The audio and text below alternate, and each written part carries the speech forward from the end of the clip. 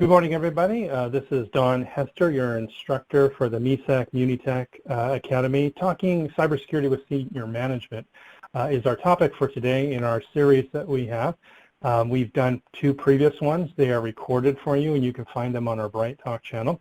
We have another one coming up later in the end of the summer, I think it is, on another topic. So look forward to that. If you follow our channel or you get the MISAC newsletter, you will see that coming up.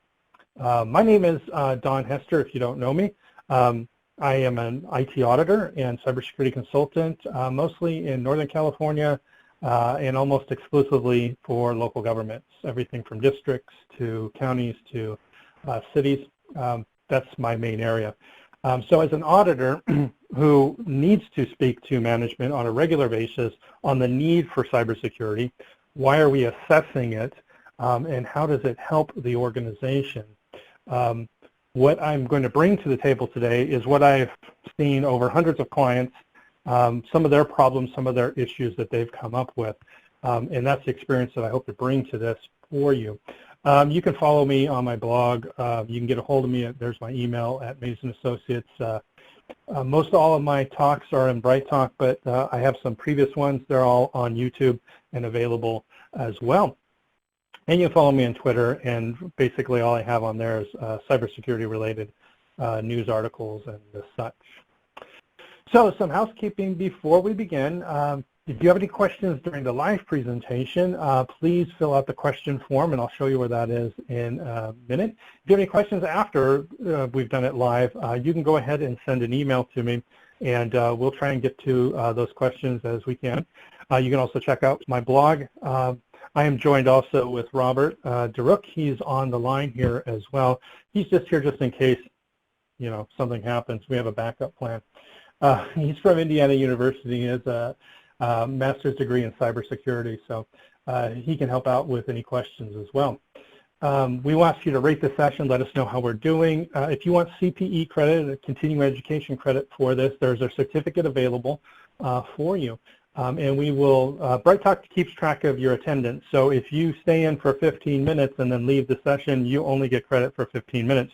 You have to watch the entire session in order to get the full credit for that session. So follow the channel if you want more sessions. We have some other stuff coming up.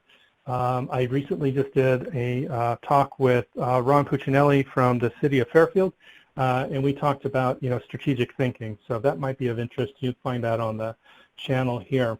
Also, you can download the slides from this presentation if you want to use them for other things. I recommend that you do that. I know it's bad process to put a lot of text on a slide, and I try very hard not to do that. However, some things, there may be some small print because I'm showing you an example of something. You don't necessarily need it to get the point that I'm trying to make, but you may want to look at that later, and so downloading the slides may help you with that in the future. So during the live presentation, underneath the little box that you're looking at right now, you should see ask a question. I'm going to ask you to use that as we go through this. Ask questions as we go. That's completely fine. To get the attachments, you can see where the attachments are. That's the box right next to ask a question. If you're watching the recorded, there's no ask a question because nobody's there, right? But the attachments you can still download there. And then you can see rate this session is also next to both of those after you've watched this session. If you see here on this slide, this should be what your desktop kind of looks like when you're watching this. Over in the right-hand side, next to the slide that you're watching, it says a viewing certificate. And that's the certificate I told about. At the end of this, if you click on that, it'll say that you watched it the whole entire time. If you've watched only 15 minutes of it, then it's going to say, it tells you exactly how many minutes you've done.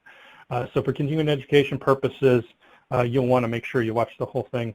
I hope to keep you entertained during the whole entire process. So I'm going to start off by asking you to actually use the ask a question box here. And then, so just to get a feel for the audience here, what challenges do you have in communicating security or cybersecurity with senior management? So I'll give you a minute to kind of fill that out. go ahead and put whatever, I know you're not asking a question, you're just filling out a poll. And rather than doing a poll, because I don't know what you're going to put in there, or what are some of the challenges. So go ahead and put that in there. I will try to address those as we go throughout the session, and see what you guys have as far as feedback. And if you're doing a great job, then you're probably not in this session. But maybe you are doing a great job now, and maybe you just want to improve. What things did you have challenges with? Might be also a good question.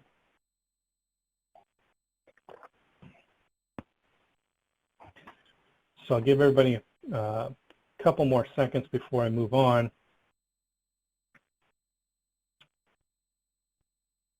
So I got a few out here. Value versus cost is one of the problems that we have. That's a good one. We'll kind of talk about that. Because one of the questions that we're always going to have is there's limited resources. There's always limited resources. And we have to make the case why in limited resources, certain things need to be funded over other certain things. And that's going to be a challenging part for us, especially now, especially for local governments that rely upon sales tax revenue, which will be mostly cities. But because of the COVID-19 shelter in place and because of the loss of income for local governments, that value versus cost is going to be much more crucial now than in the past. And it was already an issue in the past, right? So we'll address that. They can't see it, so they don't believe it exists. Yes, the Oscar sticking his head in the hole, right? Yes, we will address that as well. Because I think part of that is there's a little bit of I don't know, I want to phrase it correctly. There's a little bit of them not understanding, and a lot of it has to do with them being exposed to the information that they need to have. Most of my clients, they all get it. Not all the city managers that we do audits for get it because they don't always see our report. If they saw our report, then they would get it. So one of the things that ends up happening is how can you make sure that they can see it so that they can then believe it exists. But I think the news can really help out with that. The level of detail to present, how to describe the scope and depth without getting into too much operational details. That is an awesome one. I like that comment because they don't want details. I heard a long time ago, it says whenever you're talking to executives, you need to use the Crayola crayon method. And that basically was keep everything simple, like it's in first grade, and use a lot of bright colors. Right? And red is bad and green is good, and use that to your advantage, right? And there is something to be said for that. But we'll discuss that as well. That's a good comment too. So some of the challenges that I've seen, another one just came in: management who listens to cold call vendor sales pitches like it's the gospel. Yeah, you're absolutely right. They get sold on something. This typically happens with executives even outside of local governments, and that is they take a flight somewhere and they sit next to a sales guy and they come back and they say, hey, I heard about this, we should do this. Or they've read something in the Wall Street Journal and now they're going to come to you with, hey, I heard this in the Wall Street Journal, we should do this. And so that management style is, if it's in the Wall Street Journal in their mind, then it's important. And that's good. We should use that to our advantage, but we have a responsibility, and I'll get into this in a minute, of making sure that they're informed to make the right decisions. And so there's a little bit of soft skills related to that, and I'll talk a little bit about soft skills as we talk through this. I also teach at Las Positas College in Livermore, and one of the things that Lawrence Livermore Lab comes to us with and says, hey, we want you to have this type of curriculum because we need people that have these skills. One of the most requested skill, even after we've added classes for it, is still soft skills.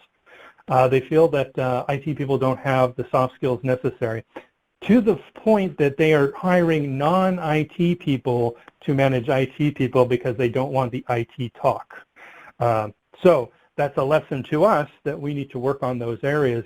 And this gets right back to your one of the responses here is how much detail do I get into? Not a lot, because if it's overly technical, they will glaze their eyes over. What you have is some of the challenges that I've seen is that IT is too far down the org chart in some organizations. Not every organization. Some of them it's fine as long as there is a knowledge about the cybersecurity in the organization. For some of the organizations, some of the local governments that have been hit by ransomware, in interviewing top management afterwards, I asked them had they been briefed on the risk of ransomware to the operations of the local government, and what did they know about it? And most of them say, I understood that there was ransomware, but I didn't understand what that meant. Or I knew there was this vague thing about this threat out there, but I didn't know really what it was. Of course, after they get hit with it, they fully understand it, but this is a key thing for us to know is that they don't get it yet. So how do we make sure that they get it? So being too far down the org chart, sometimes that hurts. In one organization, we had the IT director reported to finance, who reported to administrative services director, who reported to the assistant city manager, who reported to city manager. Now, city manager, how is he going to set priorities on cybersecurity when that person is so far down the org chart that they never talk? I've had a city manager say that they didn't even know who the head of IT was. And I find that kind of hard to believe, but I guess in a larger city, maybe that's the case. But you're going to have IT problems, so you should know who the head of IT is. Maybe it was a new manager, I'm not sure, but that was a little bit troubling there. But even in ones where they do know him, they say, well, I've talked to him once or twice a year. That's not adequate, really. So how can we fix that? We'll get to that here in a minute. How about apathetic leadership? They don't care. They got other things more important. Parks and Rec right now is more important. You know, the new street measure is more important. Whatever. They have a lot of competing priorities right now. And when there's department heads who outrank you, basically, they're going to then say that theirs are more important. What they don't realize, and what we need to do to help communicate that, is that we're in this together, and if IT fails, then everything else fails. City governments cannot run without IT, so in order for those other projects to happen, they have to have the support for that to work. So that's another challenge that we have. No official channel to talk to executive management. Good questions. How many of you have made a presentation to council? That would be a good one. If there's no annual review or report to council, is council like, you know, hands off, you know, just completely off? We don't really care what goes on with that. It's IT. We don't want to know about it. I've talked IT to people, and as soon as I say IT comes out of my mouth, they point to the IT person and say, okay, go talk to them. And I say, well, no, I'm talking about governance of IT, and that is actually your job and your role in this. And they're like, it's IT, go talk to the IT director. And so they don't understand what their role is. So one of the other things I've had is people where the city manager is constantly changing. So it's like ships passing in the night. You never get to know them well enough because they're constantly moving in and out. Or executive management team is always changing constantly. That's probably a sign that there's another problem in the city. But that then impedes your ability to make effective change and make sure that cybersecurity gets its due. And then who do you tell what? Right? If your boss is the finance director or administrative services director, are they filtering that information before it gets to the city manager, who is ultimately making a decision on certain things? Or setting priorities. So making sure you figure out what's the appropriate channel. You don't want to step on people's toes either. So there's, unfortunately, a little bit of politics there, right? You don't want to upset people and burn bridges. But you got to figure out who needs to be told what, and basically it comes down to they're making decisions that affect IT and cybersecurity. Do they have the information? How do I get that information to them so they can make those choices based on knowledge and not just based on, you know, gut feeling or something like that? I already said the senior manager done my name. Rotating executive management, I already talked about. Lack of soft skills. again, that one comes up quite a bit, and that's why I put it in here. And I hate to say it, but we're IT people, and so we have we have a situation where we're a little bit more technical than we should be. I, as an instructor, sometimes suffer from that really bad because somebody says, well, DHCP, and I can go into the handshake method and how the DHCP, goes through the process and how it acknowledges, it signs the IP address. So I can get very technical about it. That does not work with executives. They don't want to know anything about the technical aspect of it. And I've even learned here over the years, 20 years at Mays & Associates, that I've too often given too much detail. Sometimes it has served me well. I've been able to give so much detail that I've just dazzled them with my brilliance, and they just said, yeah, sure, yeah, it sounds right. Okay, do what you got to do. But that doesn't always work. So you got to really hone it down. And one of the things that we need to do is figure out how do we set the stage so that the conversation can happen? How do we prepare for that stage so that it is understood? And then what do we need to do to prepare for that? So some of this is what we're going to talk about. And I have a key to all of it. And some of the other challenges that we're going to have before I get to the solution here is the average spending, according to GFOA, which is the Government Finance Officers Association.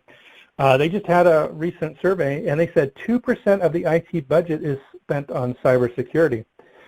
That they recognize, the finance officers recognize that that is too low. Okay, and the experts that they had on there said that that is unattainable. There's no way that you're going to actually be mitigating risk at only 2% of the budget. Now, it's hard to quantify the budget as to what goes to cybersecurity and what doesn't, right? So if you're paying for Office 365 and then you add on to it the security parts of that so that you have the security in Azure and all that other type of stuff that you have, do you actually put that in the budget? Well, this part goes to cybersecurity and this part's actually going to the office productivity tools. Usually not. You just kind of clump that all into one line item on the budget. So some of it, the 2% may be a little off, I grant you that, but still, even if it's a little off, even if you doubled it to 4%, that's still not adequate if you think about it. And you'll see that here in a minute when I talk about what the goals of IT are.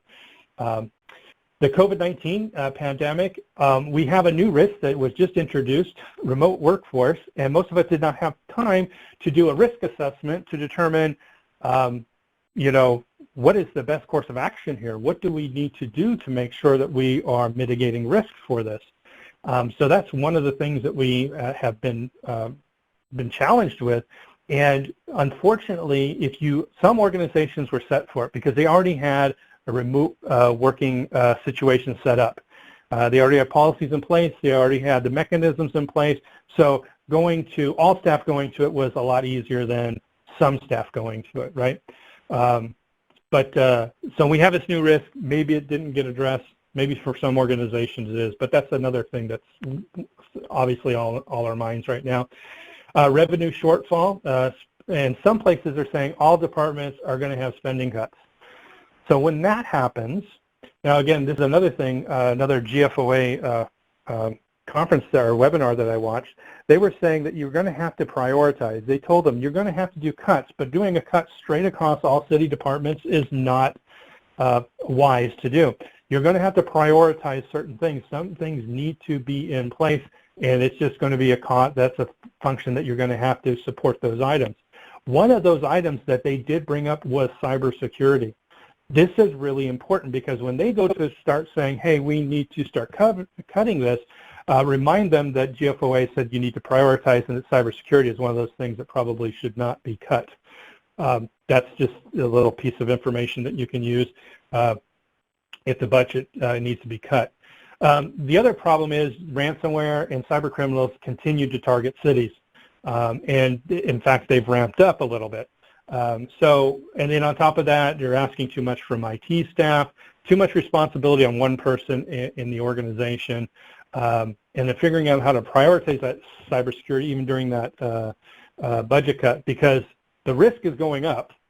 We have a remote workforce. We have continued attacks from cyber criminals. They're increasing their attacks, and our budget's getting cut. So we are in the unenviable position right now of having that as an additional challenge, which we already had a challenge before we had all this. Now we have this additional challenge. So risk has gone up. We need to communicate to executive staff that the risk continues to increase. And there's some help for you. Now, I'm going to say things like business objectives and mission and maybe some of the stuff that I'm going to show you, because it comes from industry standards, is going to talk about CEO.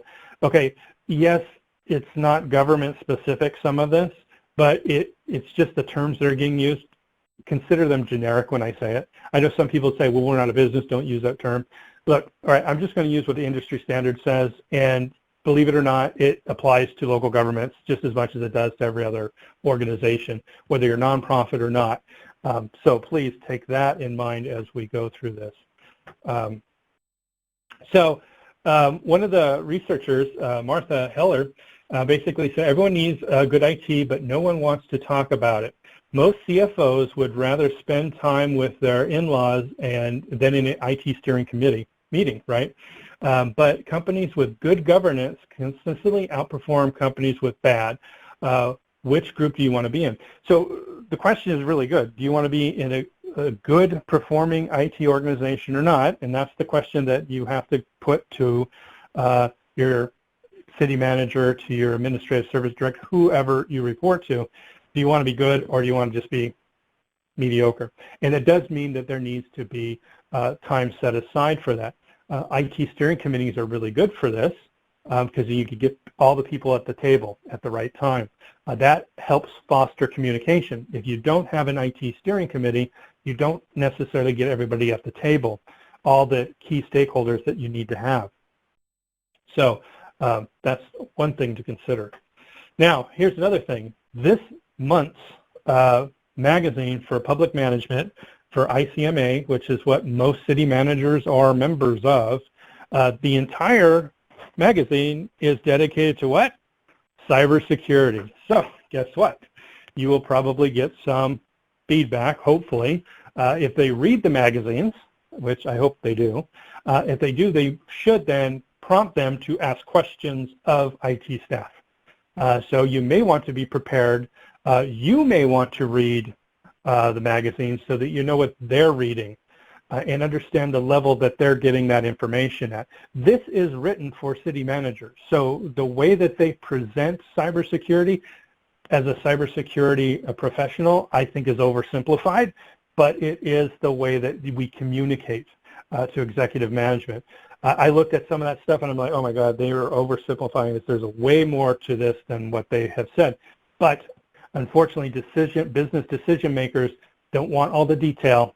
They want the highlights. So we have to figure that out. So it's a good set of articles in there that I think they do cover everything that I would say if I had to say it at a high level. And again, without all that detail that they want. So another poll question. So fill it in the ask a question box. If a city manager comes to you and starts asking you about cybersecurity, are you ready to answer them? If they're going to ask, how are we with cyber risk? Are you ready for that? Think about it. This month they're going to get a magazine. They may not necessarily be thinking about, because there's other things going on like COVID-19 and what are we going to do about the riots and all that kind of police reform that everybody's asking for. So it may not necessarily be on their top of their list, but it's going to be on their list of like the top 3, right? So are you ready for it? So if you want to put a comment in there, go ahead.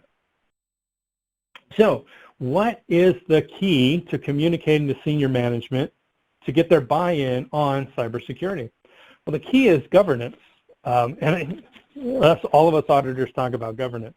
And a lot of people don't know what we're talking about when we talk about governance. A lot of people think that we're talking about IT management. No, it's not actually not IT management. Governance is something separate, and it's really about, it's not really even about IT. The funny thing about it. So we used to say IT governance. We don't use that term anymore because if we go into an organization and we say, hey, we want to talk to you about IT governance, they say the IT guy's over there. And we're like, well, no, IT governance is what you do to verify what they are doing in IT. And they're like, I don't get it, right? So how is governance going to help make it easier for you to communicate to them? And it's going to help you in a lot of different ways. So we use the term now governance of information and technology because we don't want them to think that it's an IT only thing. And it's the key to getting executive management involved, and that is the key to success because they need to understand how important it is. If they don't understand how important it is, they're not going to invest in it. They're not going to support the policies necessary. They're not going to support cybersecurity awareness training. I had a client that I came in to do cybersecurity awareness training, and everybody in the whole entire city was told that they were required to attend, and I did like a number of sessions during the day. City manager never attended, and guess what? We only got about 60% of the people to actually show up because the tone at the top was not set. The city manager, if he doesn't think that it's, or she doesn't think that it's important, then staff are not going to think that it's important. So it's very important that they're involved and they consider it a priority. Then everybody else will then see it as a priority. Also, city council and board. What is their role in cybersecurity? They have a role. In governance, it delineates exactly what their role is. So we want to look at this governance idea and say, okay, city manager, here's your role. City council or board, here's your role. And here's my role in IT. So everybody needs to know what their role is, so they can set the tone at the top. And we have to speak to business requirements. And this is the biggest biggest thing that I can give to you today. If you don't remember anything else, speak always to the business requirements. And I'll show you exactly how that kind of looks here in just a second. So we used to call it IT governance. To give you a little bit of history really quickly, because you'll understand why we're doing it. The IT Governance Institute, which is where all the IT auditors come from, or all of us IT auditors are members also of the IT Governance Institute. In 1998, they said the responsibility of executive management and the board of directors and consists of the leadership of the organization, structures, processes that ensure that the enterprise's IT sustains and extends the organization's strategies and objectives. So what does that all mean? It basically says executives and the board need to be involved, and they need to come up with structures within the organization to ensure that IT is successful, basically, right? So if you don't have governance, you're not necessarily you're going to get executive management that's separated from IT. And we don't want that. We want them integrated as a part of it. We have this shared responsibility we want to have. So Gartner has a definition. You can read the whole definition. That's why you have the slides. You can download it. But their three main things are to be that IT is effective, efficient, and enabling. Those are the things that they want executive management to make sure that IT is bringing value to the organization, basically, right? That you're effective, efficient, and enabling. So ISACA, they have a definition. IT Governance Institute is a part of ISACA. So they just changed it to enterprise governance of information and technology. So EGIT is what they're calling it now. And they are concerned with the value delivery from digital transformation and the mitigation of business risks that results from digital transformation. So I take that and separate it into two different areas.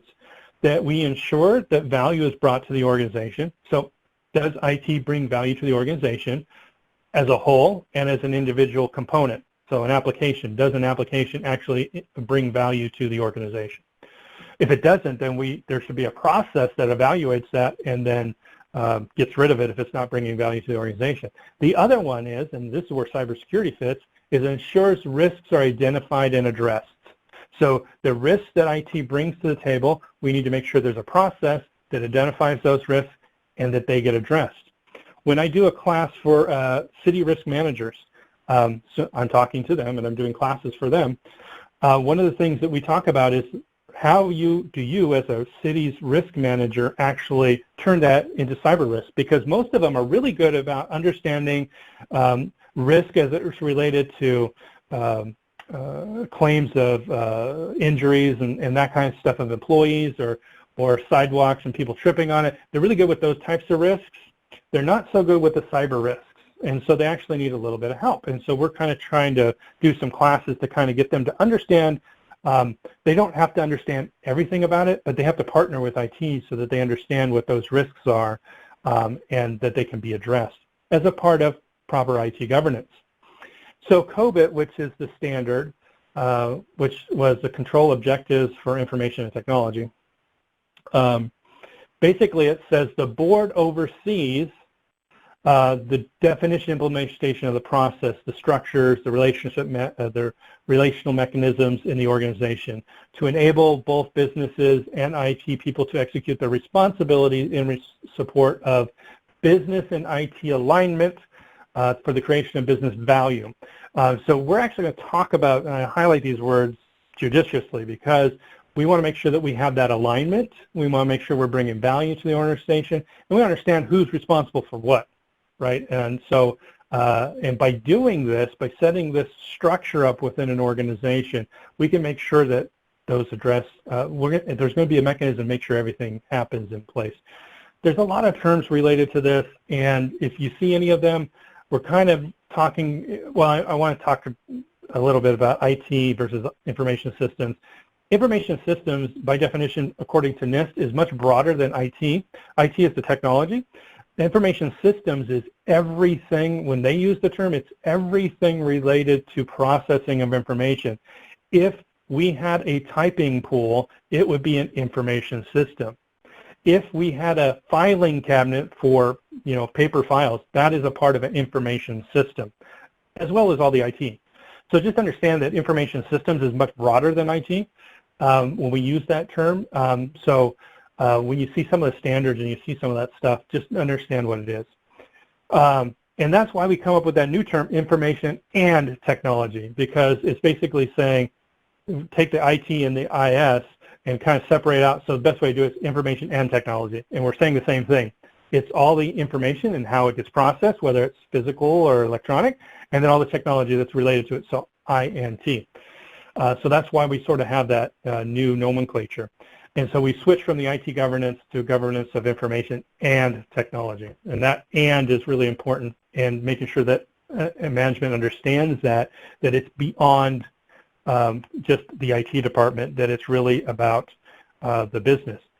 And it's hard to give up the wizard's robe and hat that we have, because everybody, a lot of organizations, they look at us like we're geniuses, like we're magicians. We can create all this wondrous technology, and they don't see how it's connected to the business process. And the governance process is asking us to expose all of that, and that can be a little scary. But it's all right. We can still be the wizards. Anyways, there's different governance frameworks. COBIT's not the only one. COBIT's available for you freely to download. ISO is not. You have to pay for it. ISO is an international standard. COBIT is too, but it was primarily developed here in the United States, and it works actually very well with the NIST cybersecurity framework and the risk management framework. So it aligns directly with them. So COBIT's probably a little bit better of a way of doing it. So what we have found throughout this is organizational success depends upon the ability of information and technology to enable achievement of business goals. So this is when we're talking to executive management, we need to talk to them in those terms. How does this technology or this cybersecurity, whatever it is, help them achieve their business goals? And that's kind of hard when you're trying to, some of the stuff seems nebulous. You're like, okay, I need a new firewall. How do I translate that into business goals?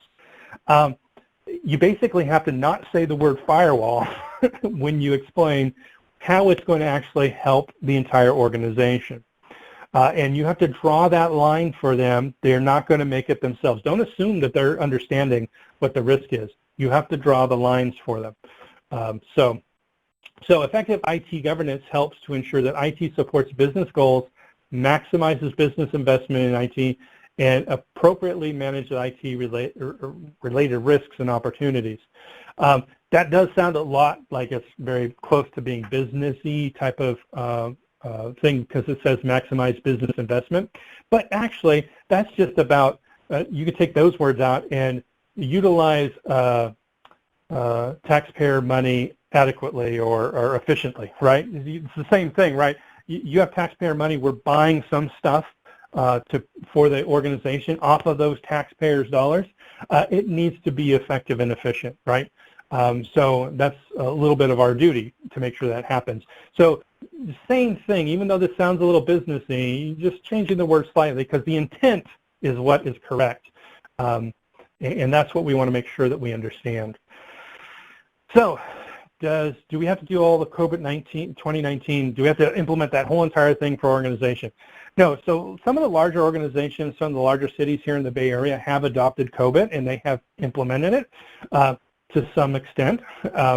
If you're a smaller organization, like a Central Valley little tiny town or something like that, you're probably not going to be able to implement all of it. So what key aspects would be appropriate for you? It's going to be a case-by-case basis. But the main point is to get management involved in it so that you can have the conversation about cyber risk so that you can get the funding to protect the city from those adverse effects. And that's what the whole goal of governance is. Governance is vital to getting the most out of enterprise information and technology. So, yeah, it's kind of what I already said in a previous slide, but it's worth restating. How do we get the best value out of it? One of the things we've done is we've gone into cities, we've done an assessment of all the applications we have, and because they don't have a good governance process, end user departments are not talking to IT about their needs, and so IT continues to buy a license for an application that the end user department no longer uses. That's a waste of funds. And in some instances, doing an assessment, we've found and been able to save them thousands and thousands of dollars on unnecessary licenses because people don't use the software. They're not using it. Why are we paying for it? Well, it was because the end users in IT really didn't collaborate very much on, what it is they exactly needed. Some places, the end user department kind of calls all the shots. They just buy stuff and call IT up and say, hey, come in here and go install this for us. That is not mature governance either, right? So we have to understand what mature governance looks like so that we can sort of try to do our best. You're not going to be able to implement this overnight. You're going to have to do small steps. I have a good saying for you at the end of this. You'll like it, so stay tuned until the end. It's a good quote. You'll like it. And maybe you won't. I don't know. But stay to the end, then you can judge it. So it's important enough that governance gets a visibility at the board or council level. In other words, this is so important that as a part of this framework, they're involved. They should be involved. I've had clients call me and said, hey, council's asking questions. What do I tell them? Right? That's good. They should be asking questions. What you should say in an open session is a different matter altogether. You should not tell them about all the vulnerabilities that your systems have. So you have to talk in very generic terms. You can't get into the specifics. Yes, there is a need to be open, but you don't want to be so open that hackers will have that information and be able to attack your organization. We have seen organized crime use council meeting information in emails to staff to get them to initiate a wire transfer or some other type of thing. So we know that they pay attention to those things. So that should tell us something. The cyber criminals have access to that information, so be very careful. So if you look at COBIT, they have like three things that you need to do as part of governance. I make it into two. This is my own little thing because it's easier to do two things than three. Two goals: bring value to the organization, ensure risks are addressed. Okay. They say bring value to the organization and resource optimization. Resource optimization, I don't really think is different enough from bringing value to the organization to make it its own category. That's just me. So it makes it a lot easier for me to just say bring value to the organization, and part of that is making sure that we're using the resources we have in the optimized form. Risk, then, on the other side, is just making sure that we know what the cyber risks are, we identify them, and we address them.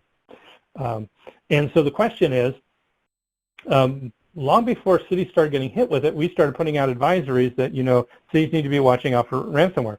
Nobody paid attention until cities started getting hit, like Atlanta and Baltimore. Then people started to pay attention. And we still have some cities that say, well, it's never going to happen to us until it happens to them, right? And at least 5 local governments up here have been hit significantly enough to bring down operations for a period of time. We've had a couple other clients that were hit, and it was much less of an impact on the organization, and yet it still had an impact, right? So those are risks. How do we make sure that we know what those risks are, and then how do we address those? So ensuring that it brings value to the organization. And as I said before, this slide is just re-saying what I just said. You know, benefits realization and resource optimization is a part of bringing value to the organization for information technology. Now, COBIT then has a bunch of little things that it brings out of this, and I'm not going to spend a whole lot of time on the benefits or that, because we're really talking about cybersecurity, but it's worth you to kind of look at this and see some of the items that they're looking for, that you're creating value for the organization, that you're increasing that value, and then if it's not bringing value, that you're eliminating it. What processes do you have in place to do that, right? And making sure that when you bring something to the table that's an IT solution, that it's fit for the purpose that it's supposedly doing. In other words, does it help move the business or the mission of the city or district forward, right? And we need to be able to align directly with business values. And that would be the mission of the city or district, whatever you have. And not directly maybe to the city's overall mission, but each department within a city has its own mission that supports the mission of the overall city. So how does your IT support all the way up to the top? And being able to draw that line is really important. Resource optimization, making sure that obsolete systems are updated and replaced as necessary. This is a big one that I still see organizations struggle with. This is one of the main items of our goals that governance has. So if you want to make sure that management understands the value of this, when they see that COBIT tells them that these are the things that they need to do, it's like top of the priority list. Nobody should be running Windows 7 anymore. That's ridiculous, right? It's been going out the door for a long time, right? And yet we still have cities that are still running it, right? So and you can't get management to give you the budget for it. Now, some cities are in distress, totally get that. But others they may need to look at what really needs to be prioritized as far as the budget goes. So anyways, and again, scarce resources, we're going to have to fight for it, right? So how do you measure the mitigation of risk to the information technology? So again, they have their points for that. Make sure that the business risk is associated with information technology. So in other words, how does it affect Parks and Rec when you get hit with ransomware? How does it affect HR when you get hit with ransomware, right? So each one of those questions that I just asked, and plus every other department, the police department, fire, whatever you got, golf course, if you have it, whatever it is, how does that risk affect those business units? And do those department heads understand that? Right? This is the biggest thing. When somebody always asks me, how often should I do backups? I said, well, go to your end user department and ask them how much data do they want to have to re-input, right? It's their responsibility. They have their own mission to accomplish. Parks and Rec has their mission, and they're trying to accomplish it. And they use IT to accomplish that mission. And so we're supporting them. So how often should we back their system up? Depends upon how important it is to them. You go to them and say, hey, these are my backup options. This is the cost for option 1. This is the cost for option 2. And this is the cost for option 3. This is the amount of downtime that you might have, or the amount of data you may have to recover at option 1, 2, and 3. Then you let them make the decision, right? They're making a decision based upon the risk to the business risk for IT. See, in IT, I can say the IT risk is we would lose uptime. And so I can make a case for spending a lot of money on something when maybe it's not, because the business point of it or the end user that it's supporting, it's not that important to them, right? So this is where this risk optimization is also focusing on, 1, making sure that they understand the risk, 2, making sure that they sign off on the risk. Look, as an IT person, I love this. I don't have to take any responsibility. I get to do all the work, and I don't have any responsibility. Stuff goes sideways, not my problem. You signed off on the risk for this. We told you what the risk was. It happened, like it's going to happen. This is how you prevent this from becoming a career-ending move. If you don't tell them and they say, we thought you had this all under control and now we're going to look for a new IT person, well, we didn't communicate the risk to them, right? So we want to make sure they understand what the risk is and tell them, hey, we're trying to make sure that you can continue to do your job, right? And notice, I'm not saying anything about firewalls or anything like that. I'm talking about in order for you to continue to do your Parks and Rec stuff, we need to make sure that we securely adequate. We have to have this adequate security, and part of that is changing passwords on a regular basis. If you don't do that, then the whole city could get hit, and so Parks and Rec can be the fault of the rest of the city not being able to do their job. Oh, okay, I guess we'll change our passwords. You know, we don't have to get into a lot of complicated talk about all the technical aspects of it. So what happens with what we know about organizations that don't have this? You can look at Gartner, you can look at Infotech, you can look at IT Governance Institute.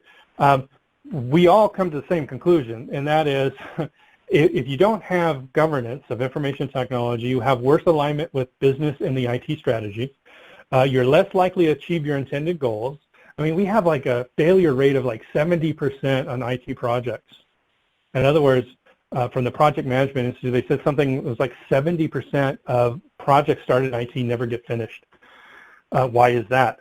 If it was that important and it didn't get done, it either wasn't that important or now we're at a significant disadvantage as an organization, right? You can't have it any other way. We're less likely to realize any value from, and this is not value like profits, this is value that IT brings to the table. Higher IT-related costs for continuity, less innovation. This is kind of important. Innovation is helping people do their job better.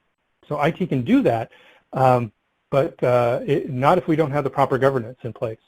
And there becomes less trust between IT and the business. I see this all the time because when I get to go talk to the CFO or the finance director or the city manager, they're like, you know, IT people, I don't know what they're doing. He tells me this, I don't really believe it. I hear a lot of those types of things. I don't have a lot of trust in him. He seems to do his job really well, or she seems to do her job really well. So anyways, that's because there's this, it's like a veil between them, right? You know, we're like the Wizard of Oz behind the curtain.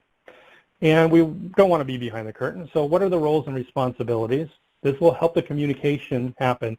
So what questions should management be asking IT? And whenever I have management in there, I'm like, what questions do you ask IT? And they're like, I don't know. What should I be asking, right?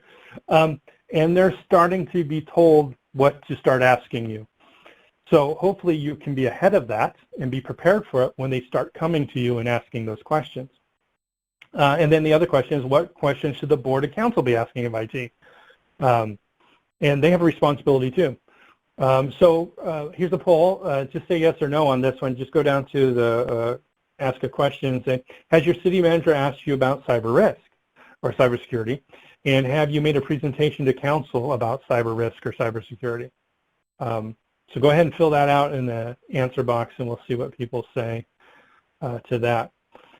So we're going to talk about the council's part, the city manager's part, and the IT director's part. And then we're going to talk about also somebody like a CISO, Chief Information Security Officer, or Security Director, or Cybersecurity Director, or Cybersecurity Manager, whatever level it is, and why that's an important role. But it all comes down to ontology, which is this idea that you have an obligation or a duty. And what does that mean by obligation or duty? It is your obligation from an IT perspective to make sure that the managers making the decisions have the information necessary to make informed decisions. They cannot make informed decisions without your help. You are key and vital in this. In fact, you're the most important part of this because they can't make a decision they don't know, right? So you have a duty to make sure that they understand that. They have a duty to make sure that when they don't understand something, they find the expert who does. So city manager has this duty to make sure that they go to the people that do know to ask them, what is the risk related to this?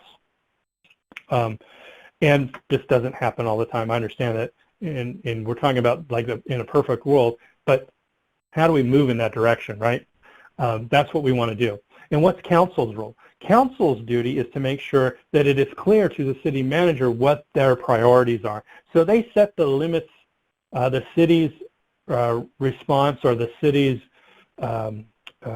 tolerance for risk. They're going to say, we do not want to be hit with ransomware. And they do that in part by when they approve the budget. And if there's no line item for cybersecurity in there, they don't know what they're funding or not, right? So I know a lot of organizations don't have a separate line item for cybersecurity, but at this point in time, I think it's worth calling that out as a separate line item so that council knows that adequate funds are getting to it. And when they see that it's only 2% of the IT budget and you say, we need a new firewall, that's not a part of that 2%, they're going to say, oh, this is vital for us protecting the city? Yes, it's vital for us. Oh, well, then we need to figure out where we get the money for to make sure that we have it for that, right? So they're going to set the tone at the top kind of thing. We're not asking city council or city manager or the district board or the general manager to be making all the decisions for IT. Not at all. That's not what we're saying. That's not a part of their job. Their job is to govern, not to manage. Your job is to manage if you're the IT director.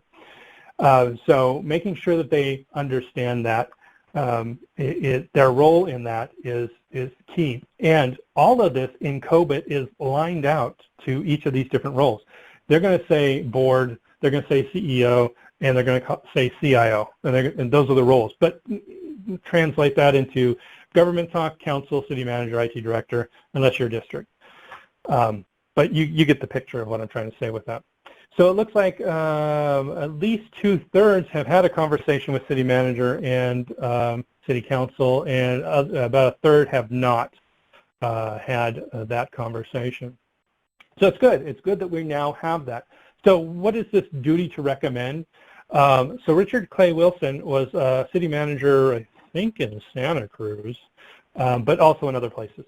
And he says management cannot be absolved of the responsibility to recommend. So it's their responsibility to recommend to the city council that, hey, we need to invest more in cybersecurity. They have a duty to do that. The elected officials always are free to accept, modify, reject those recommendations of management. But then who is the one who made that decision, right? So again, understanding each person's role, and this book does a really good job, so if you have time and you're just bored and you want to read something, this is a really good book that kind of talks about this city, and of course if you don't have a city manager / council form of local government, you have that strong mayor form. It's still good, the book's still good. It still kind of talks about the appropriate roles and responsibilities in there. And he kind of puts it, not too succinctly, your job, if you're a city manager, is to make sure that the council has all the information to make the best decision they possibly can, right? So you're kind of guiding them to that decision by making sure that they have everything that they need to have in order to make the right decision. And of course, they have the freedom to reject those things, but then when something bad happens, they're the ones that don't get reelected, right? Or maybe they do, I don't know. It just kind of depends. That's the people's prerogative, right? So avoiding some of the common misperceptions, that governance versus management side of things. The governance side of things, it sets, directs, prioritizes in the decision-making process. The management side of things is executing, operating, monitoring, implementing. All of that is the IT side of things, right? So you have this other thing, the governance thing. Also, part of their job is to make sure that it aligns with the mission and vision of the organization. So the city's mission statement, whatever that is, does this IT, whatever it is, help support that? So one question did come in. Consider a typical local government structure. Is it situated under admin services or finance? Where in the best organization for cybersecurity manager to be assessed? CM, risk, admin services, finance, independent of IT, under IT? Great question. Guess what? That's like you're asking the right question because it's going to come right up into the next set of slides here pretty soon. These are just the domains that they talk about governance and management, and you can look at this later. This all comes from the COBIT, COBIT, not COVID. Sorry, those two things are too closely sounding together. COBIT 2019. COVID-19, gee whiz. Anyways, they're way too similar to. So the governance model I was talking about breaks it down into governance management and each of the things, and you can look into it. There's tons of documentation under each one of these bullet points. This is the highlights, right? We can't go over all of them, but if you look at the governance side of things, ensure that benefits are delivered, risk is optimized, resources are optimized, and ensure stakeholder engagement. This is the part we're talking about here when we're talking about making sure that we have that communication. So stakeholder engagement is key. And you got to go and be friends with everybody in the organization. End users, because they're the ones using this stuff. Department heads, because they have a mission to accomplish and we're helping them do that. So we want to make sure that we've got all the stakeholders engaged. And even if you don't have a seat at the table at the executive group, you can through the stakeholder engagement, right? So that's key to building those relationships. And vice versa now, has senior management told you in IT what their risk tolerance is? How much downtime are they willing to accept, right? Because that helps you guide the decisions about what kind of products or solutions that you're going to look at. And part of that is they're not even sure how to explain that. So typically, in terms of uptime, downtime, losses, monetary losses, they understand all that. So we have to translate all of the IT speak into monetary losses, downtime, all that kind of stuff, because that's what they understand. And yeah, this is too small for you, but it's just kind of talking about each of the different, like city council, city manager, CIO, CISO, or security manager, and what role they play as far as the governance, what activities they're going to do, and what cybersecurity related activities they're going to do. And again, this is for you to download and look at later, because I understand it's probably too small on your screen to read. So where to put them within the IT, where to put them in the structure of the organization. So now a lot of city managers, or a lot of cities are now starting to have cybersecurity managers or cybersecurity directors or CISOs, head of cybersecurity. And where do you put that with head of IT, which is CIO, IT director, IT manager? Well, so there's a maturity level in that. You can stick it kind of wherever in an organization, but there's risks in doing certain things. And so we need to know what the risks are so that management can understand what the risks are, so management can make the decision of where the placement needs to be.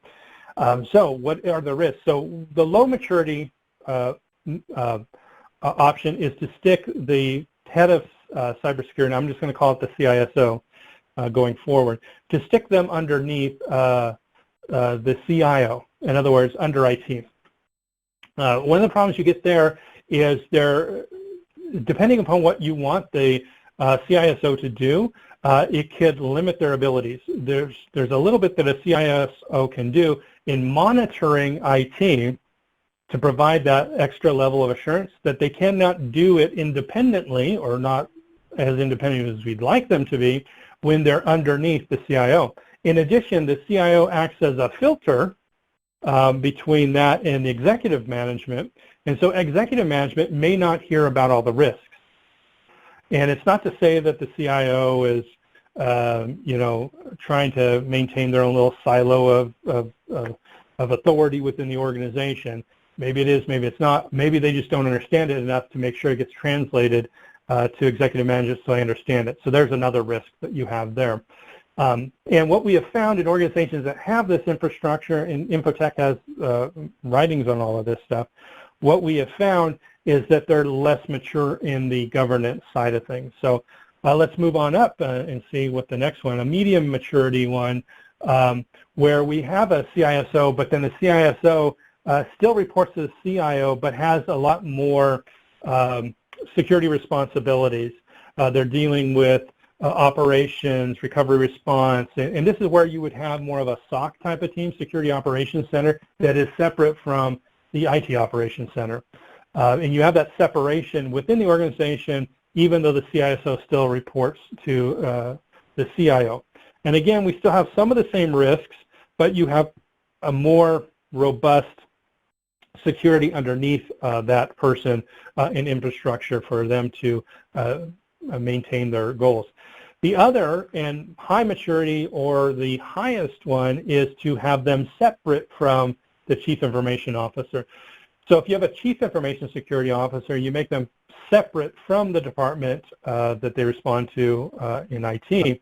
This allows you to set up actually oversight in there. It allows the executive management to get unfiltered opinions. It helps separate the bring value to and the mitigate risk because those two things are often competing with one another. Bringing value to the organization and mitigating risk do not always work side by side. And it's not really the person whose job it is to bring value to the organization make the decision, because every time they're going to make the decision, it's going to bring value to the organization and not mitigate risk. So you run the risk of having it lopsided, right? In other words, you're not giving balance between bringing value and mitigating risk. And you want to have that balance, and you want the end users, the stakeholders, the departments that have a mission to accomplish, you want them to make the decision, right? They should hear both sides type of thing. So the highest maturity is to separate it out. Now, the Chief Information Security Officer can report to the risk. I've seen one instance where they wanted him to report to the city attorney. So risk is probably a little bit more mature of a place. If it's not going to be because very rarely do I see somebody who has the title CIO is actually a CIO in a city. Because if you're a chief officer of some sort, you're in the executive level. And I see a lot of CIOs by title, and they're not CIOs. They're directors, and some of them are even just managers. I had one, they call the person Chief Information Systems Officer, not Security Officer. So that confuses everything, right? You make up your own title that doesn't really exist in the world that, competes with another one that is well known and everybody knows. Anyways, and then it's a Chief Information Systems Officer. Where do you think they would report to? No, they report all the way down below the finance. That makes no sense. It's just, and I told the client that. I told them this makes no sense. Well, we'll work on it. All right. Anyways, so title aside, if you report to risk, there's a good opportunity to make sure that the process of procurement, because a lot of procurement stuff has to go through risk, is to make sure that the head of cybersecurity is a part of that procurement process and that they can implement the necessary procedures in there to make sure that anything that gets procured, we look at risk for cyber side of things. So, and I'll talk about this in a little bit later. Whoever the head of security is and whoever they report to is going to have to talk to the risk manager. He's going to have to talk to administrative services, finance. They're going to have to work together with all those different parts of the organization in order to help get everything done. So again, part of it, someone says they've seen it where the CIO reports directly to the board or the board subcommittee. So one of that way is that's where it's more like internal audit, right? And sometimes they've actually taken the CISO and they put the internal audit function under the CISO and took the risk manager and stuck it under the CISO, which means the CISO is not truly just an IT person, if you think about it. That has a finance background, that has a risk management background. So a CISO may not necessarily be completely an IT person. I think us in IT oftentimes think of that person as the head of cybersecurity, but actually you'll start to see this in a lot of organizations where maybe even the legal team gets stuck underneath that designation or under that title, under the CISO. So you see a lot of different things. Again, where you place in your organization, you're probably not going to get that lucky to get it at that height within the local government, but we can hope, right? You want to make sure wherever it puts that the end users making the decision or the decision makers, the stakeholders, get the information they need in order to make the decision. So if it's too low down the totem pole or it's being filtered because there's too many levels of management, then it's not appropriate and it's not going to work. So you got to make sure that you do it. And when we talk about governance, this is not new. IT governance is not an IT thing. Governance in general is something that all boards understand and executive management understand, that they have enterprise governance that they need to make sure flows. The state of California has guidance for enterprise governance of local municipalities, and it clearly states in that guidance that you have to have IT governance. Doesn't tell them anything about how to do IT governance, tells them they need to have it.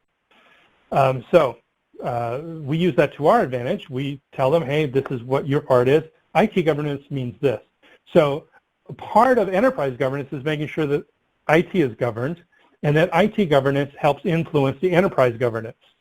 And COSO and all the stuff that all the executive managers are familiar with all tie in very nicely into the COBIT framework. So we want to make sure that they're working together. So don't think of governance as being an IT specific thing. No, we're taking enterprise governance and we're making an IT version of it, or we did a long, long time ago, to make sure it works with enterprise governance. So governance has been around thousands of years. Ancient Roman understood the concept of governance. In other words, checks and balances and all that stuff. So that's kind of what we're looking at. We're just applying it to IT. So it's not an IT thing. So too much responsibility. So if you do one of the evaluations where Infotech does, which we've done, we do for clients, and we do a IT staffing assessment, and we look at it, we find that 9 times out of 10, there's always going to be somebody who has too much responsibility. And that makes it difficult for them to do their job. So let me give you an example of what you probably would understand. You have IT people that are networking geniuses, and you have IT people that are software developers, and those are two different bodies of knowledge. You can't take a networking guy and just say, hey, write me an application. It doesn't work. You can't take an application guy and say, hey, set me up a network. It's not going to happen. Two different bodies of knowledge. Yes, the bodies of knowledge overlap in some areas, but they're vastly separate. One of the problems we have is that I'm sure your aunt or whatever, when she comes over for Christmas or whatever, oh, you're an IT person, can you help me with this? Because they think that if you're an IT person, you know everything about everything IT. In that case, that's never the case. You know that, I know that, and that if you find somebody who is really good at networking and really good at software development and adequate, not just, dabble in it, but I mean actually being a really good software development, a really good network admin, that's a rare unicorn, right? It's the same thing with being in IT and cybersecurity. Yes, there is a lot of overlap, but there are different skill sets. Auditing skill sets, monitoring skill sets are different than IT skill sets. So much so that it's considered in cybersecurity that if you haven't taken audit-specific type of classes, in other words, how to audit IT, you should not be auditing IT, because that's a different knowledge base that IT people never get into. Right? And again, if you're looking for somebody who's going to be the head of IT and head of cybersecurity and be adequate at both, you're looking for a unicorn. And you're probably not going to pay enough to get that unicorn. Right? So this is one of the things that, and a lot of people think, I know a lot about cybersecurity. Well, I think I know a lot about IT too. And I think I do an adequate job where I work, because I wear both hats, of trying to balance the two. But I know that I am much more risk adverse, and so in my situation as the IT director for Mays & Associates, I always favor the cybersecurity to mitigate risk over, bring value to the organization. I know that I do. I try to compensate for that, but there's just too many things on both sides of the aisle. I don't know everything there is to know about IT. I know a lot about cybersecurity, though, right? And the same thing when you're on the IT side of things, you can know a little bit about cybersecurity, great, but the full vast depth of all of it, they have master's degrees in this stuff that are completely separate from master's degrees in IT, right? Yes, there's a common base of knowledge between all of these, between networking and software development. Yes, there's a lot of commonalities, but they're different. Same thing with cybersecurity and just regular IT administration. We just have to understand that. And that's not a bad thing. know our weaknesses. That's a part of what we need to do in order to move forward. So one of the things that we always kind of look at is, now you understand why I have 2 bubbles instead of 3, right? You have ensure values brought to the organization, and you have ensure risks are mitigated. So you say, okay, who's the person in charge of that? Who's the highest person in there? So that'd be the CISO or CIO, or whoever that is, director, manager, whatever you have it in your organization. Whatever the highest person is in those 2 different things. So the CIO is going to be dealing with service and value. CISO is going to be working with safety and security, maybe risk and compliance as well. Definitely public compliance is going to be one of those things. And that's one thing. I often get called to help out with PCI implementations for local governments because the IT people are like, I don't know what this all means. And nor should you. I mean, it's a whole different shooting match when you try to, and you start reading all the stuff that you have to do, and you're like, well, what do they mean by adequate evidence? And, well, you know, that's what the cybersecurity people have to learn, right? So that's a part of why there's just 2 different roles. And one of the things you can have a risk of is putting too much responsibility on one person. I have a hard enough time keeping up with cybersecurity to keep up with what the new version of Exchange is doing or anything else, right? There's too much. So here's a good question I have. Do you have the responsibility of both IT operations and cybersecurity in your organization? Go ahead and fill that into the Ask a Question box. Let me know. But what I have found is that in most local governments, unless they get really large, it's one person that's responsible for both. I work in an organization where I'm responsible for both, and we have 60 employees. So, and it's just a matter of making sure that my management understands that, you know, I'm looking at the cybersecurity side of things a little bit more than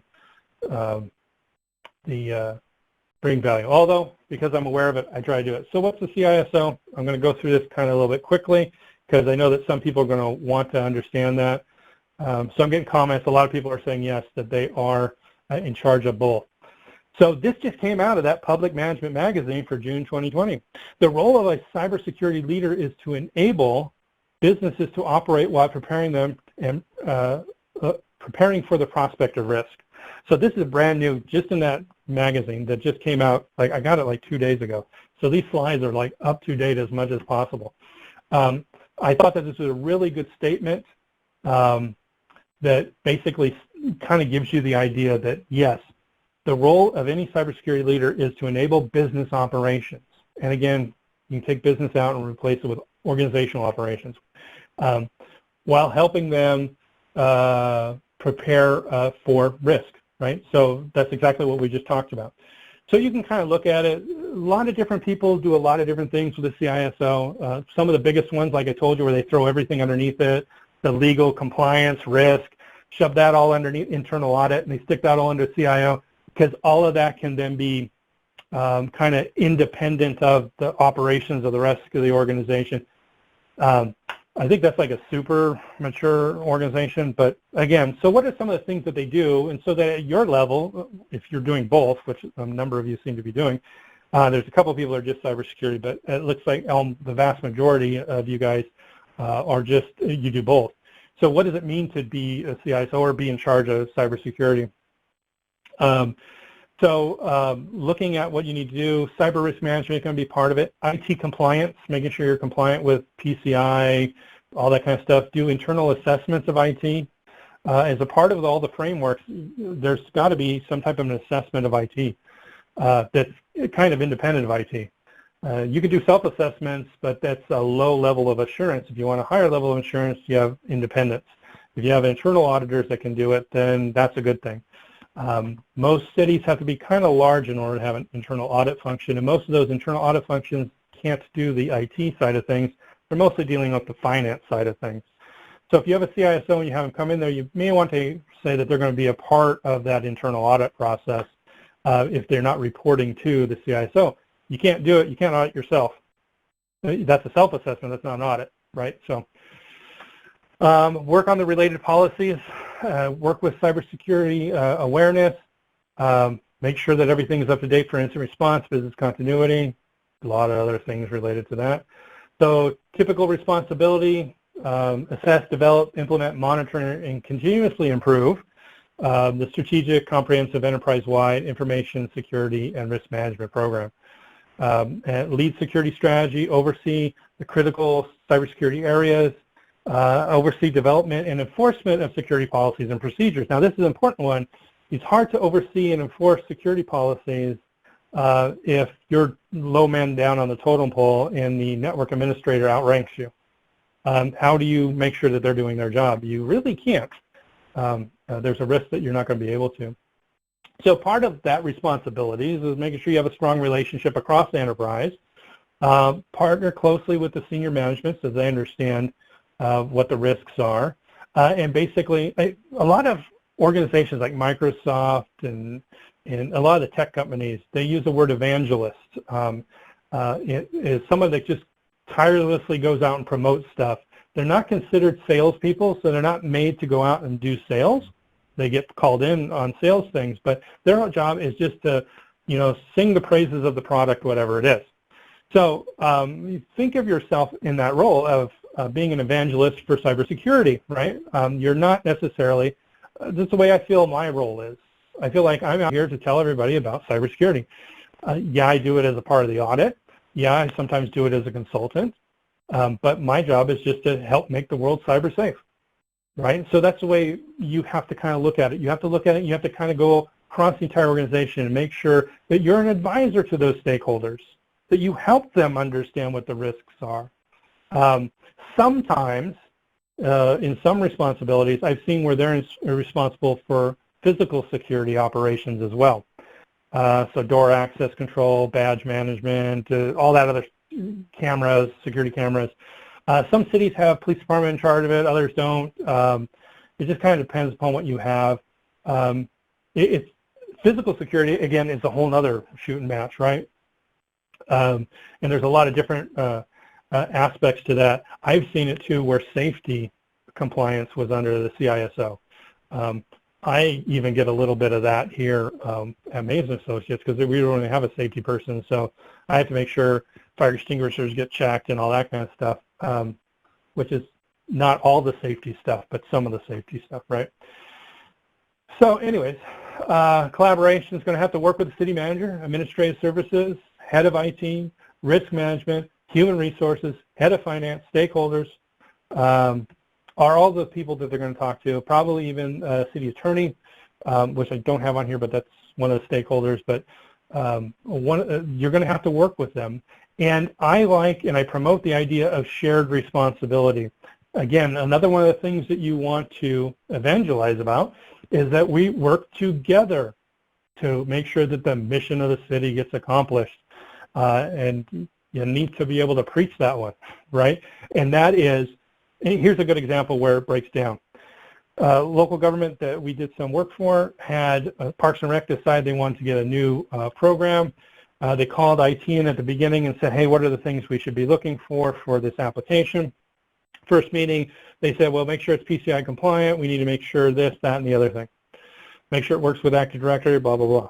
So Parks and Rec took that information. They went out, went through the whole entire procurement process, all the way to the start of the implementation, called IT and said, hey, they're implementing on the server side, and now we need to get them access, and then we need to install the client side of this application. And IT is like stunned. They're like, whoa, what, you already bought something? All right, and so what ended up happening is that IT was never a part of the process. Two, IT did not have the skill set to understand PCI compliance enough in order to make even informed decisions to Parks and Rec. Because what ended up happening is Parks and Rec did the right thing. They asked, is this application PCI compliant? And the vendor, of course, said yes. But that's only part of PCI compliance. PCI compliance is that your software, your hardware, your policies and procedures, and the network and the physical structure around all of that within your organization is also PCI compliant. So we have all these other things. And one of the other things they didn't know is that the readers that connect into the computer and then transmit the information across the city network now makes the entire city network a part of the PCI environment, which means that all the PCI controls have to be applied to that entire network. Or you have to segment that network, and then that segmented network now has to be completely compliant. So now the organization is looking at a very expensive bill of trying to figure out how to make that all compliant. When a decision early on could have been made to use what's called a P2PE reader, and again, this is a technical talk, and I wouldn't say this to a manager or anything like this, but because you guys are more technical, I'm giving you the technical side of things. If they would use a P2PE reader, then the network would have been out of scope, and you would not have to apply all the controls to all of it, because it encrypts it at the device and goes all the way out to the processor, where the credit card information is never decrypted on your network, never from the point of interaction with the credit card until it gets to the processor, it's encrypted.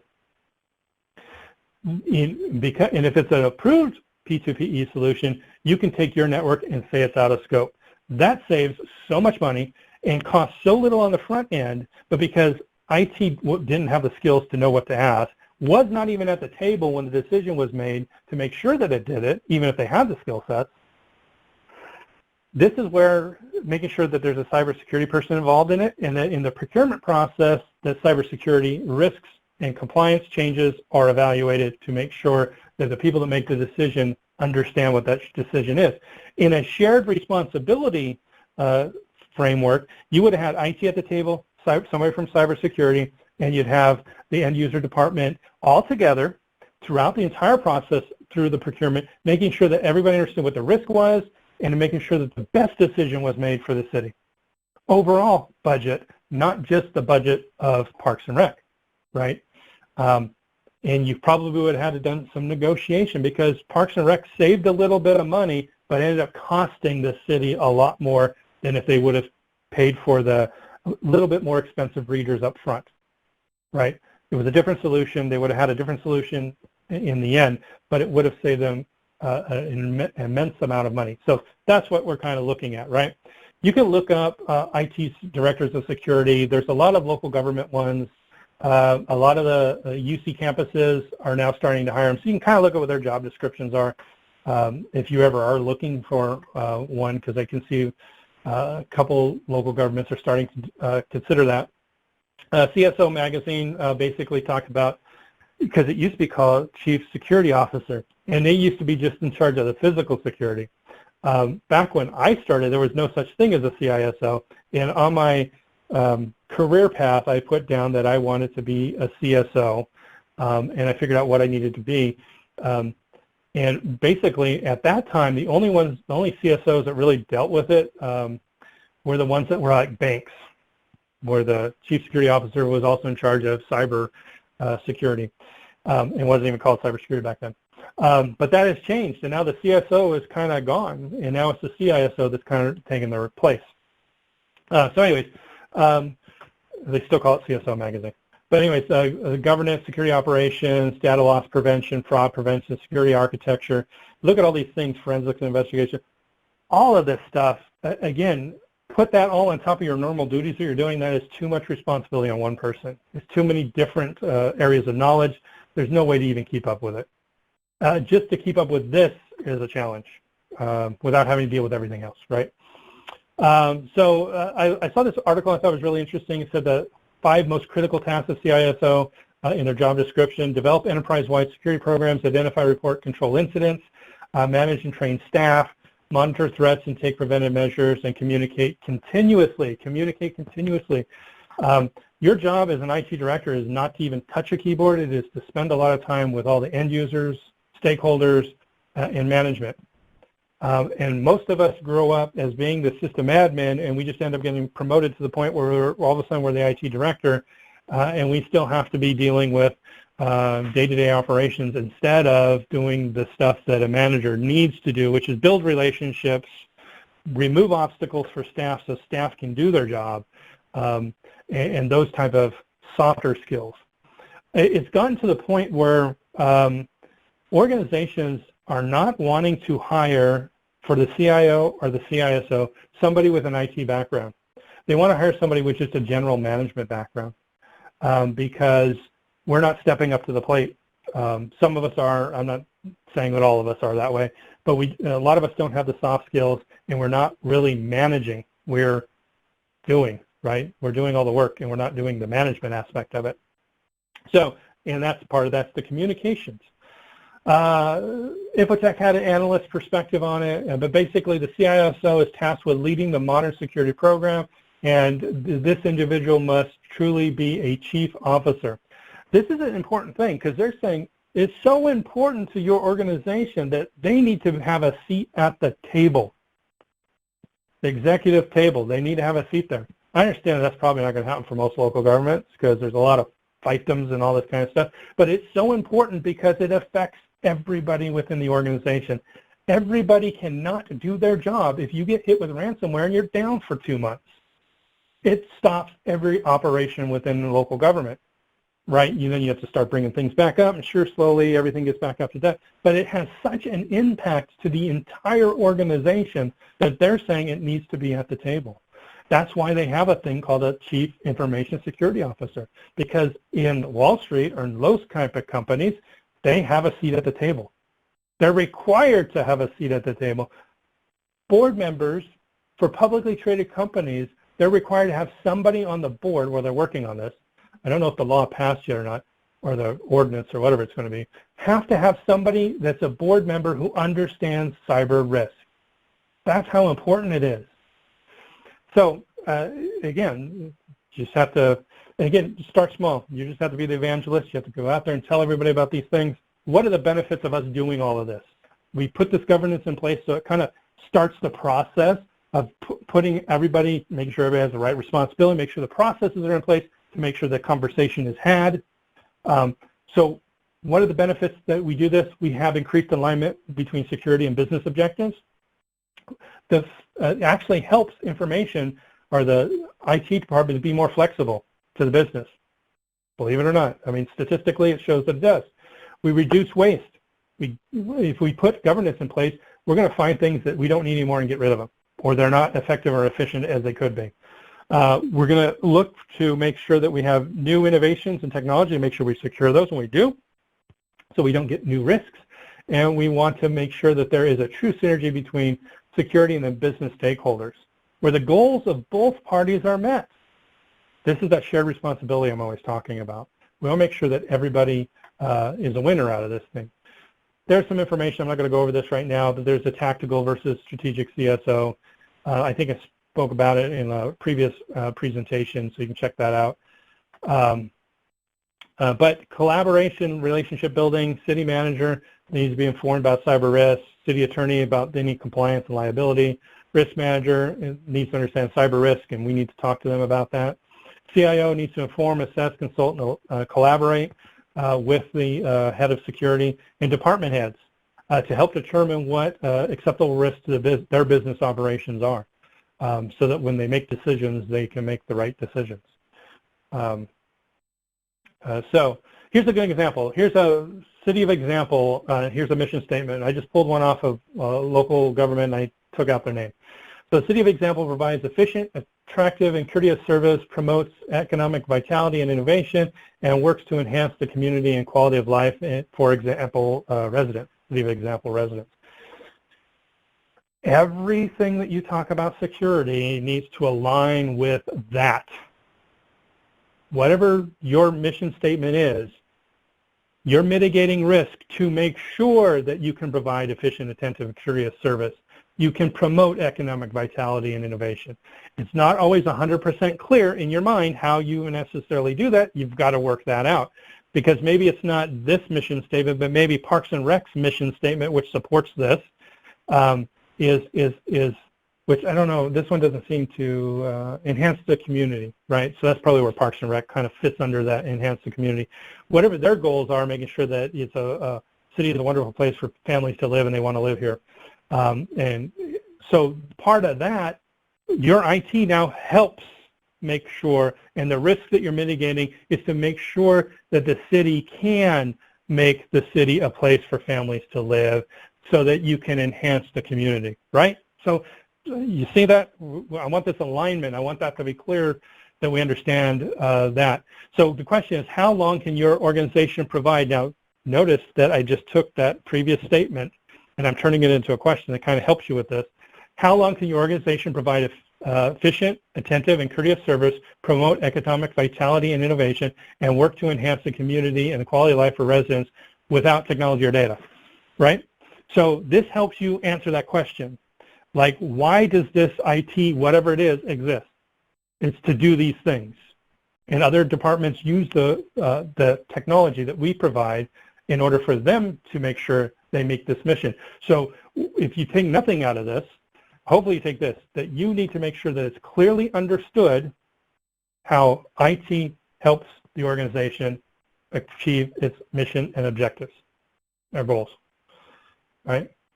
So, and I call this alignment, but it's not just, I just call it alignment of IT with the business. Other people call it other types of things, but we want to make sure that we're in line. If we're not in line, it's like this truck with, you know, two tires pointing in the same direction. You're not going to get very far, right? You're going to be fighting against each other, and you're going to wear each other out. The tire is a very good analogy to this, because if you're not in alignment with a business unit and you're trying to go down the road, you're both going to wear yourselves out, right? And you're not going to get there in the most effective, efficient manner possible. So we want to make sure that we're all in alignment, and then everything is going to be running on all cylinders, so to speak. So some people call it mission cascade. In other words, they support each other. You have the shared responsibility understanding. You have a mission alignment, the city's overall mission, the department's mission, and the supporting department's mission, right? And you'd be one of the supporting departments. Finance would also be a supporting department. Organization or optimization of resource and risk benefits is going to be a part of that as we go through this. So you can look at the enterprise whole, you look at the departments, and you look at the IT departments, and how each of those things, the mission from each of those kind of goes from the top to the bottom and back and forth. You want to make sure that there's alignment. Everything in IT has to support this. If it doesn't, why do we have it, right? That's kind of the way we want to look at it. So COBIT 2019, not COVID, COBIT has this idea of goals cascade, where you take stakeholders, drivers, and needs, enterprise goals, alignment of those goals, and governance and management objectives that kind of help support all of that. So the whole governance framework that COBIT has is to support this idea of that cascade. So when you implement this governance process, you can't implement it all at once overnight. You have to start with little steps and just implement one thing, implement two things. Look through the COBIT, the whole document. You can kind of start the process of implementing it. There's organizations that will help you with it. But so what do we know about alignment with IT and business objectives? 88% of CIOs believe that their governance is not effective and that they're not aligned with the business objectives. 88%. That's huge, right? And this is from all of their statistics from all the different things that they've, all the assessments that they've done in the past. So we're in the middle of that too, as local governments. We're going to find that we have significant gaps as well in being aligned with that. So there's work for us to do. So when we talk about IT risk, we need to talk about business risk. They're the same thing. If there's an IT risk, it's related to the business, right? And so we need to stop talking about IT risk and start talking about business risk. And I know you may not like the word business, so use organizational risk or whatever else you want to talk about. Most people understand what you mean when you say business risk, but also they need to understand risk is money, right? If there is an adverse circumstance that happens, it's going to cost the organization money, time, money, resources, whatever. So it's the risk to the mission that we're really talking about, and we need to speak in those terms of business objectives, not in the fanciness of the firewall. Don't care that how fancy the firewall is. Great. How does it help the business objectives? So you can say, I have 3 different firewalls. Don't go on about the 3 different firewalls and why this one has advanced threat protection, this one has data leak protection, and this one has the ability to filter out DNS requests. And don't do that. Here's my 3 different options, option 1, 2, and 3. This one helps us meet our business objectives the best. It helps mitigate the following risks, right?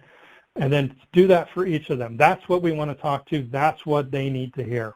So you can't, you don't want to talk about all the technical stuff.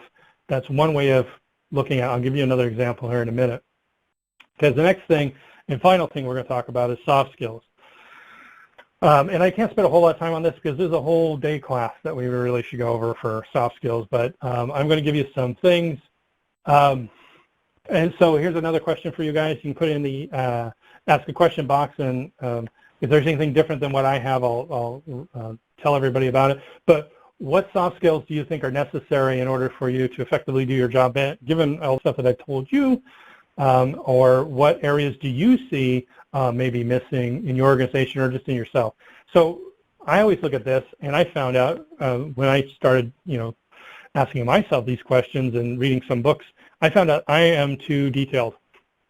I am way too detailed. Well, I'm an instructor. I like philosophy, so I like a well-reasoned argument that is 20 pages long, and I want each nuance kind of talked about. But that doesn't sell people. It doesn't get them to buy in on what you're selling.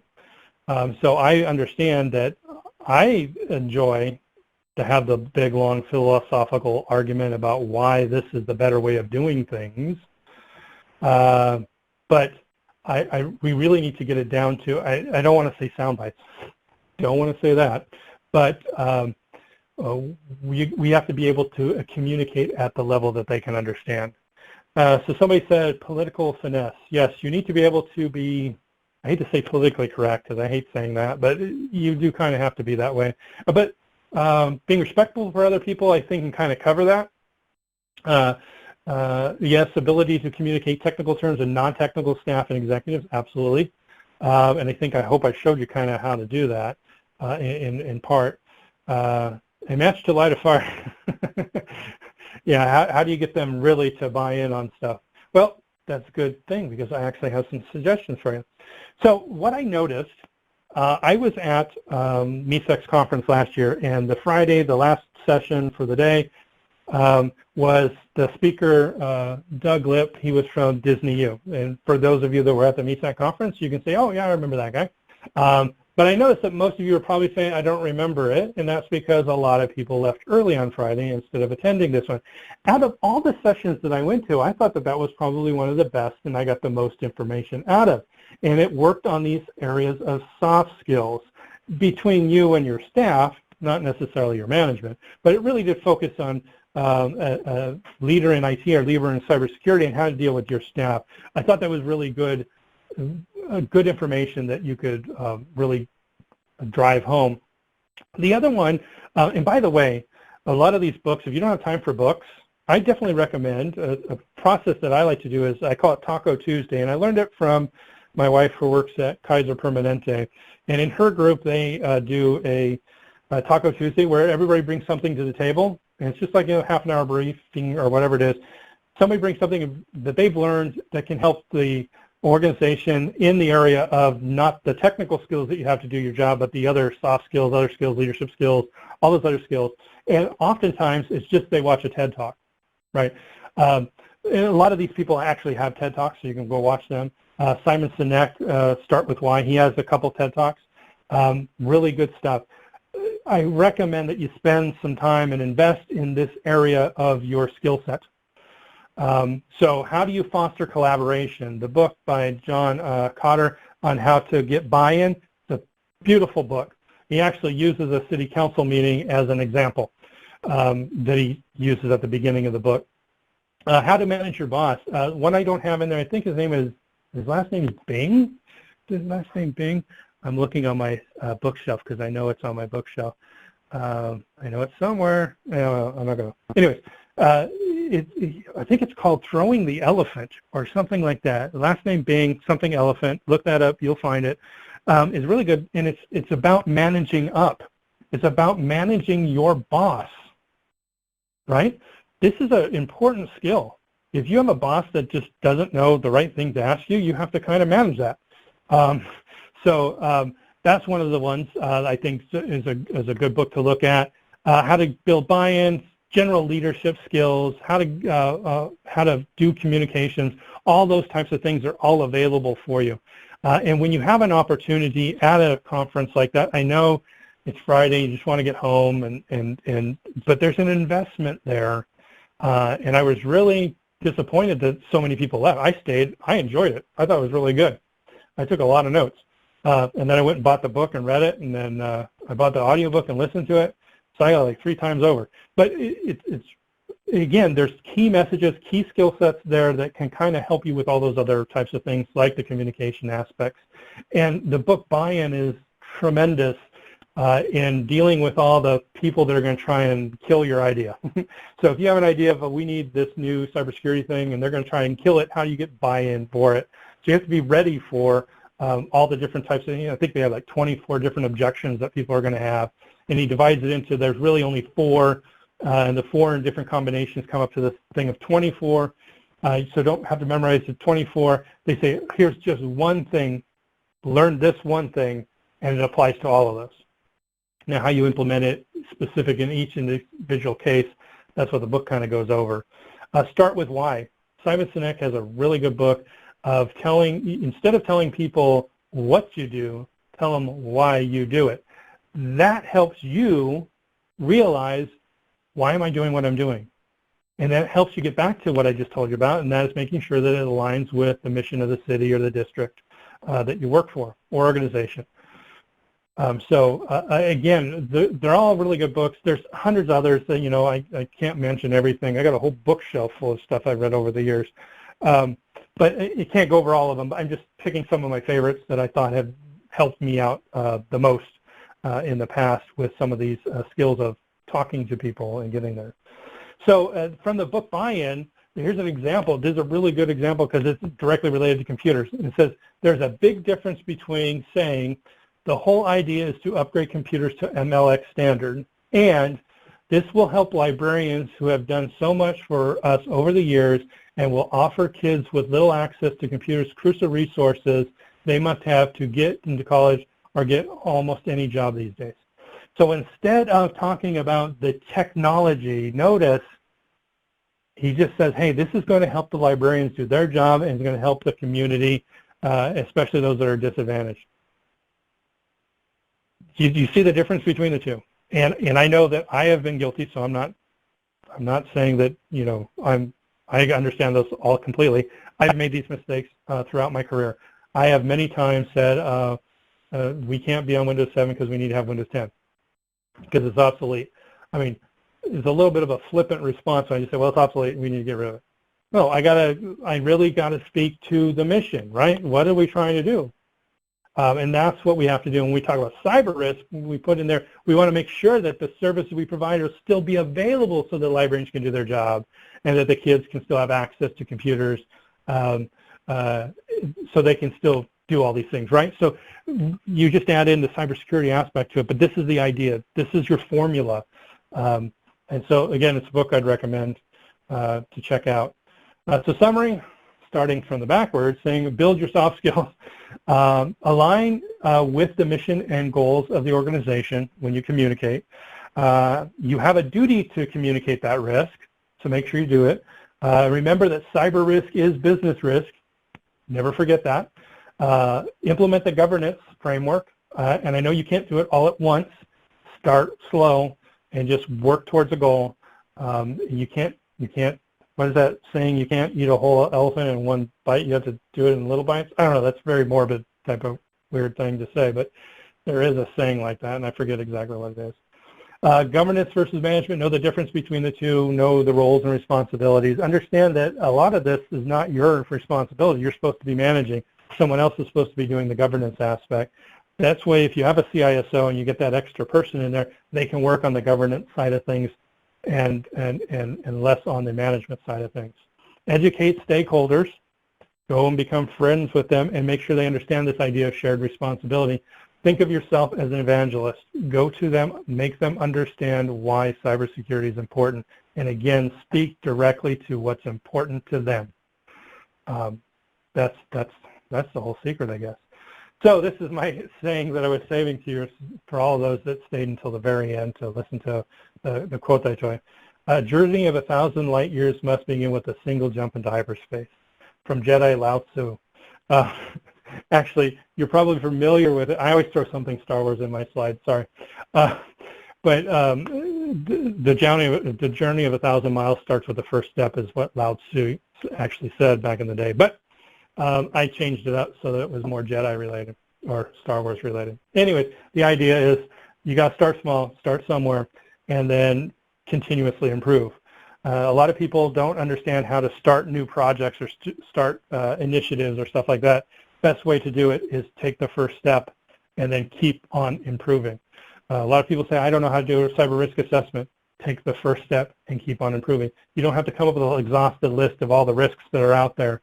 Start with the first few that you do know, and then keep on improving that list over time, right? That's, start with the first step, move forward, keep on moving forward. So what are you going to change when you get back to the office? That's a question I always like to ask. So what are you going to do? Given the information I've given you, what are you going to do next? Yeah, someone said they like my version. Well, thank you very much. I will now I feel like I'm on the spot, and the next one I have to do, I have to come up with a really good thing. Yoda's going to have to say it or something. I don't know. But anyways, so what are you going to do when you get back to the office? The question you always like to ask is because it's like it gives you an opportunity to stop and say, okay, process what I've learned. What do I need to do to take back? I see some gaps in where we are. Where's the best place to start? And again, every organization is going to be a little bit different on where you want to start. But one of the best ways to get started, as Walt Disney said, who now owns Star Wars. Anyways, the best way to get started is stop talking and doing. And again, that's what was brought up at the MISAC conference when that Doug Lip guy talked, and that is you just got to get going, right? You're not going to get anywhere if you don't start. If you do start, you can become a really big, huge thing that's international and own everything. So I'm sure he didn't necessarily think of that when he started his little theme park. Anyways, so together we can make the world cyber safe. That is my why. Well, that I learned from Simon Sinek. And I hope that I can be an evangelist to you on cybersecurity and why we are all trying to make the world cyber safe so that everybody can do their jobs without the risks that are out there and without the bad guys, right? So this being said, again, this webinar is suitable for continuing education, so you can get the certificate if you need that. Also ask you if you please could give us a rating. I'm always looking for 5 stars, but rate it appropriately to what you think. Subscribe to our channel for upcoming updates and webinars. There's our link, and contact Rob or I. I know Rob didn't say 2 words this entire time, but he's there. You can contact us on our blog at learnsecurity.org. And thank you very much for a presentation. I'll see you next time.